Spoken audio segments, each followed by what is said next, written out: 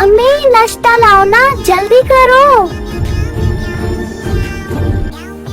ये अब्दुल्ला भी ना कोई काम वक्त पर नहीं करता, मगर नाश्ता टाइम पर चाहिए। तंग आ गए हो अम्मी, रोज रोज अचार पका कर अब और नहीं खाना, मैं जा रहा हूँ।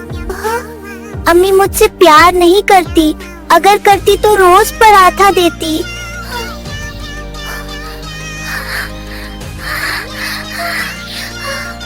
गए भाई, लगता है मैं बहुत दूर आ गया हूँ। बचाओ मामू, बचाओ। बेर भैया, अब्दुल्ला कल रात से घर नहीं आया। बहनें रोती हुई अच्छी नहीं लगती। अब्दुल्ला शाम तक तुम्हारे पास होगा इंशाल्लाह। ये तो अब्दुल्ला की बू है। दोस्तों, क्या अब्दुल्ला वकाई किडनैप हो गया या ये कोई चाल है? दोस्तों, पार्ट 2 के लिए कमेंट में लिखो पार्ट 2। आप क्या देख रहे हो? सब्सक्राइब भी कर दो।